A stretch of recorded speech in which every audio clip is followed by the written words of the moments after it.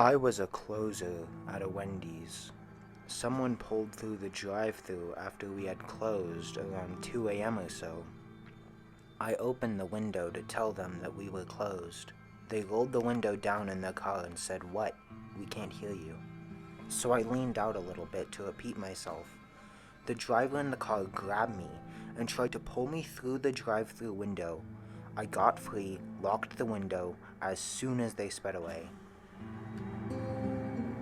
I used to work at a gas station for the third shift.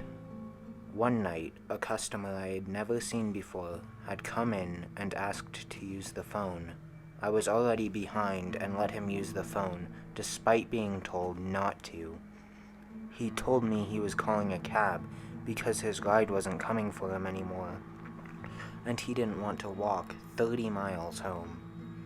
Cue giving stranger phone. He called the cops. He told the cops that he was schizophrenic and was hearing voices. He stated that the voices were telling him to kill people, and he was a danger to himself and others. He handed me back the phone and sat outside. I locked the door on him, and within 5 minutes, 3 cops, 2 fire trucks, and 1 ambulance later, they took him away. I don't need to deal with that crap being the only one on shift at 3 a.m.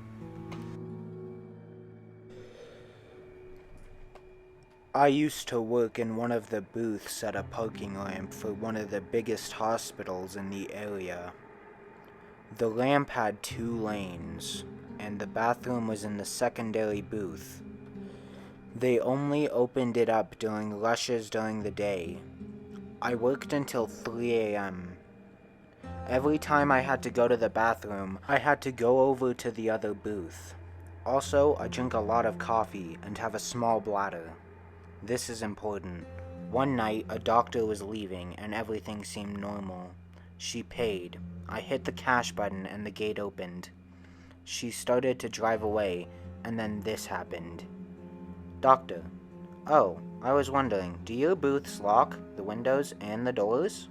Me: "Yes." Doctor: "Oh, okay, because the building right next to the ramp is the psych ward. Sometimes the patients escape, and I wanted to make sure you were safe. Well, good night." And off she drove. I was left to think about this for the last 2 hours of my shift, trying to hold it until my shift was over, and I could go back to the office and pee in safety.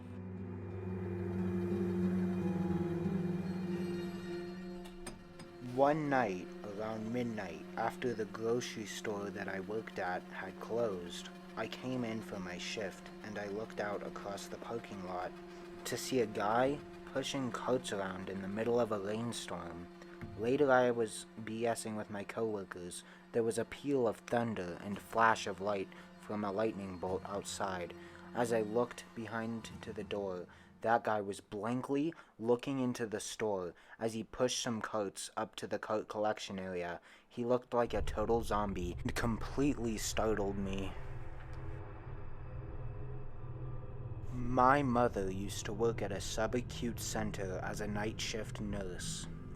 She said one of the ladies kept calling her and told her to shut the kids up because they're running around and being loud, preventing her from falling asleep. Of course, there were no kids. My mom just went along with it a few times, and after working there for 10 plus years, she says there's one wing in the building where the patients all see children running and making noise, keeping them up in the middle of the night every once in a while.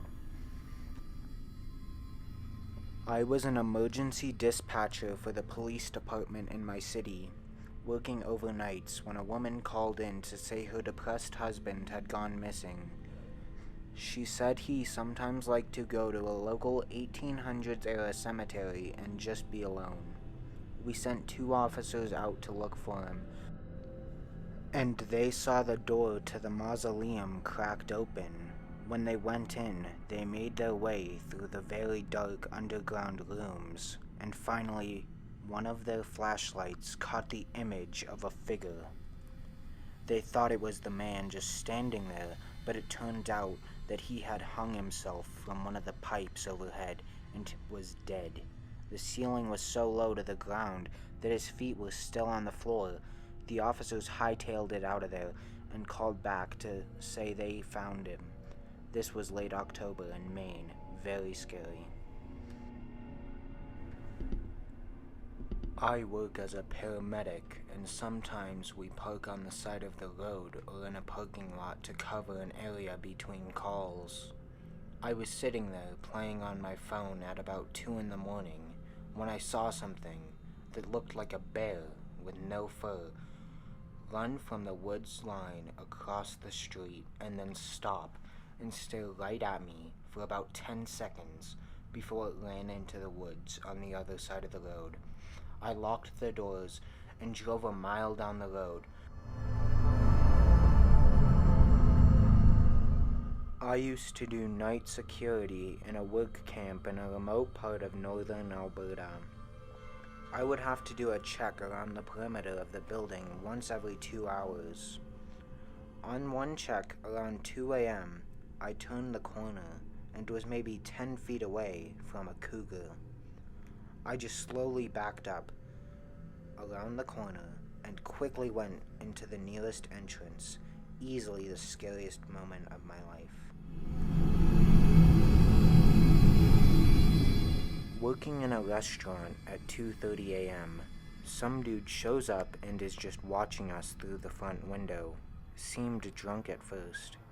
I ignored him for a few minutes, turned back around, and he had a huge rock in his hands and lifts it above his head and slams it against the window, shattering the outside layer. He then looks directly at us and says, "I'm going to kill all of you." We dialed the police immediately and armed ourselves with kitchen knives. He wandered back to his car and sped off. The cops got there maybe 8 minutes later and couldn't find the guy. I worked for a taxi company doing quiet night shifts. One time, a customer phoned in to say her hire was late, and I had to tell her that I didn't have any bookings at her address for then. She swore me out and cut off the call. 10 minutes later, she phoned back to say she found out my office and was coming with her boyfriend and her brother. This was about 02:30 at 0310.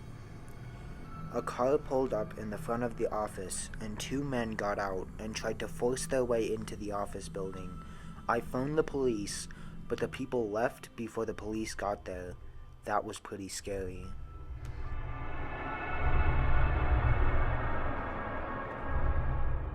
One night, it's nearly 4 a.m., so we're ending our shift and heading in. This homeless-looking man stops me and asks me to call an ambulance for him. I ask what's wrong, and he's telling me he's having heart palpitations and suicidal ideation.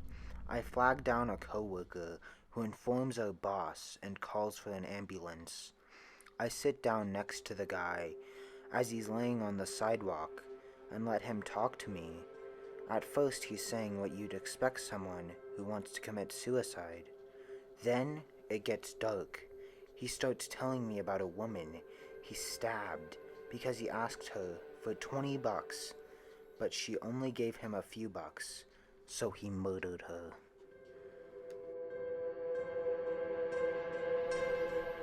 "4 a.m.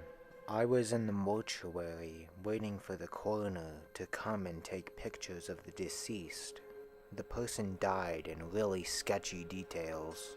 The family didn't react the way they probably should have.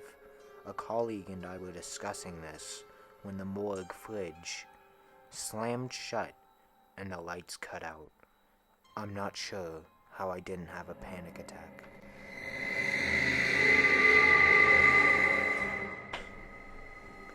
I work at a grocery store overnights, and everyone else who should have been there called out for one reason or another. I went out around 2 a.m. to smoke, and I saw someone sitting on the bench. I didn't really think anything of it. I figured it was some drunk who was wandering around the town since there's a few bars down the street. I sat down and started to smoke and looked at my phone. The drunk guy screamed at me as I lit a smoke. "Hey buddy, do you mind? My dog doesn't like smoke." I looked around confused, and I didn't see a dog anywhere. "I think your dog might have ran off somewhere. I don't see a dog." He stood up and opened his jacket, and he had a little pug in his jacket. I noticed he had a large knife sitting stuffed inside his jacket pocket. He started to pet his dog and baby talk the dog with very slurred words. I worked at a 7-Eleven. It was probably 3 a.m., and this extremely sketchy fellow walks in. We're a small town, and I know most of the people who are out at this time of night, and I didn't recognize this guy. So he walks in, comes up to the counter and says, "Call the cops." I waited a second that felt like an hour, thinking, is he about to attack me? What's going on here? So I ask, "For what?" And he replies, "Just call the cops. I'm turning myself in." I asked him why. He says, I'm tired of running." So I call the cops. A few minutes later, they pull up, and he goes outside to meet them. They talk for a few seconds, pull out their cuffs, and cuff him, place him in the car, and drive off. I still have no idea what that was about. Thank you for watching. Please like and subscribe if you would like to see more videos like this.